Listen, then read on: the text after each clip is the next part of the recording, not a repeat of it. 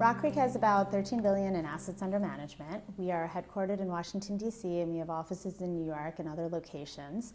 So really at the heart of it, we're an investment management firm that really is offering solutions for different institutions in terms of multi-asset class portfolios that we can help them manage. So that's the majority of the business. We do have an emerging markets business, which is separate, but really our purpose and our mission is to generate returns through both public and private market investments on behalf of our clients and working with them to see what kind of solutions they need. And so that can be everything from, sourcing direct company investments for them, sourcing co-investments for them, putting together a portfolio of venture funds that they might be interested in, putting together any part of a portfolio that they feel they need more insight or resources or they want to outsource. We also manage outsourced CIO portfolios. And so for smaller foundations that don't have an investment office, we will manage their total portfolio for them. And we're really act as a function, extension of their team in terms of being their investment office for them. And so through that lens, we invest across all asset classes. And really what we do for other institutions are different pieces of that portfolio.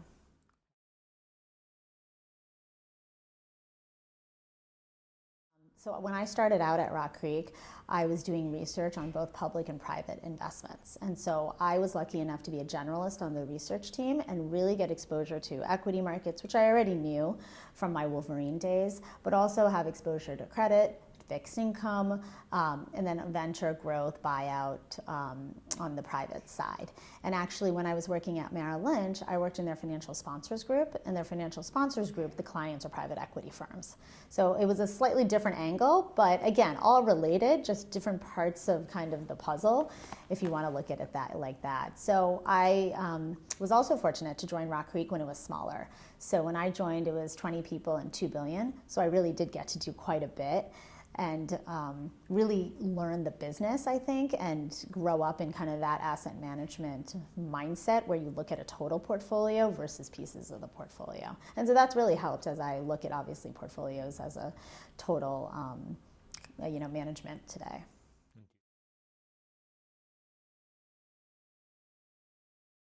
Well, I'll tell you, privates definitely give you the least amount of headaches.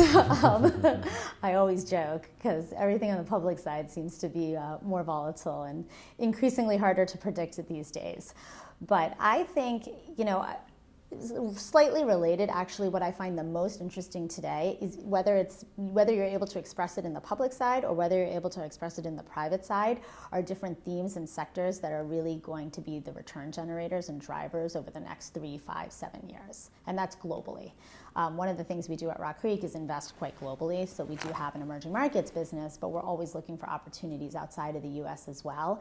And so when we look at opportunities either in the US or outside the US in education, in healthcare, affordable housing, climate related, a lot of what people will call impact and ESG, we also just look at it as good return potential in the next 10 years. And there are so many different interesting niche themes and sectors and companies and what they're doing today and how technology has allowed them to innovate and really change their businesses. That's either on the public side or the private side, because you can invest in those if they're public and you can invest in them when they're private. So I think that whole area is really what makes investing very interesting today and will continue to.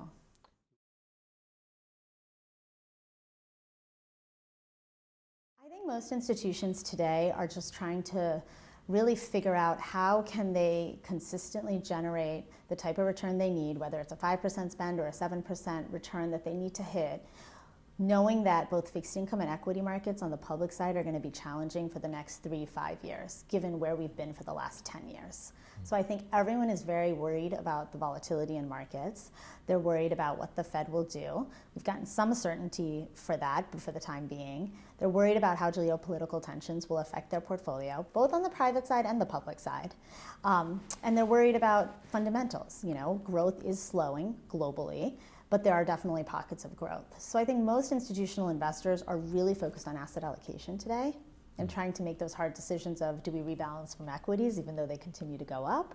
Do we put more money in privates, knowing that at some point our portfolios will become very illiquid and that might be another source of concern in 5 years?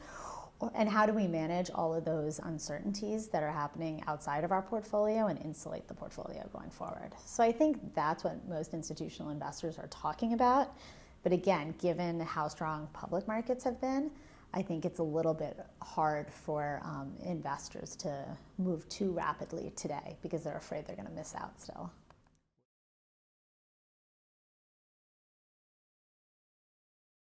Yeah, so for the portfolios that we manage, we are very closely looking at our pacing schedule and really focusing on the quality of who we're partnering with on the private side. Because quite frankly, you could fill a private portfolio today. There's so many funds out there. Yes, there's a lot of dollars going towards those funds, but I'd still say there's probably more supply than there is demand. And the fact that even the best funds are coming back to market a year earlier than they would have a couple of years ago just causes more supply. It's also causing a proliferation in the number of investments you have on your private side. So I think the bar for a private allocation has increased and has to increase, because otherwise you will find that you are a little bit over allocated. And then when you, again, really need the liquidity, you're not going to be able to get that from your private portfolio that you might be over allocated to. So I think that there's been a little bit of, for us and for our investors and our portfolios, we've really said, okay, we have a high bar for what we want to invest in. We need to look thematically. We can't just look at the next year and what we think is going to make money, right? We need to look at themes and sectors that we think are going to have the best return drivers. We have to have a diversified portfolio, but at the same time have some sort of concentration, because as you know, when those funds do come up and the best funds come up, you want to be with the best. We've done a lot of research actually on the public side and the private side that shows that if you are not in the top quartile managers in privates or in publics, you're not going to outperform a passive portfolio. And so that is really what I think is a little bit harder to do today, because everything sounds great and you have a lot of funds coming to market and all of them are interesting and have different angles, but there's just so much money flowing to the space that it makes you a little bit more cautious. And I think that there are also different forces today than there were 10 years ago. You have sovereign wealth funds that are making direct investments, right? You have sovereign wealth funds that are trying to consolidate their relationships, which has affected the secondary market. So you have actually a really rich secondary market as well. So it's a great time to sell a portfolio if you're in that position potentially on the secondary market, because you can get pretty good pricing for it. But what we've found is that despite all of that, you can still find very good investment opportunities, and we're lucky enough to be able to invest in companies, in co-invest, and in funds, right? So we have a wide breadth of tools to be able to invest on the private side. One of the companies that we're looking at today is a US producer of a technology that allows food to decrease the time that it will spoil. So if you give that technology to a farmer, they can actually have higher longevity in terms of the spoilage rate of their fruits and vegetables. And they can also know, do I send it to California because this fruit can last till California, or do I send it closer? And so it completely reduces food waste. There are a number of companies across so many different sectors and themes that are interesting. I think it's just being smart about how you invest in it.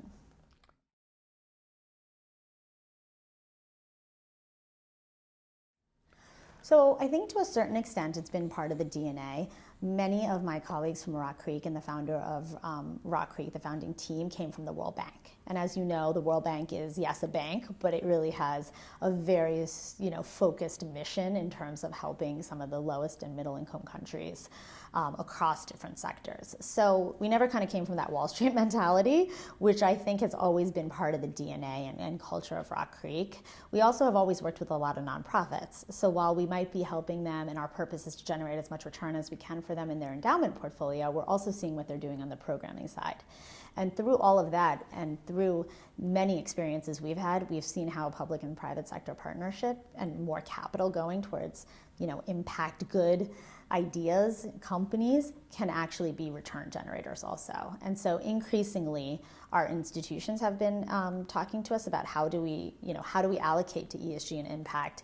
I mean, just starting with how do we put it in our investment policy statement? What does it mean? What does ESG mean versus impact? How does it affect, how could it affect the portfolio? How can it affect market returns? So we have been, over the last 5 years, I would say, increasing the number of investments we've had in that area. And of our total asset base, we have over $1 billion invested in ESG and impact strategies. And we firmly believe that you can find good investment opportunities that are making positive impact, but you need to be very good about how you measure them and what kind of objective you have in terms of investing in those areas.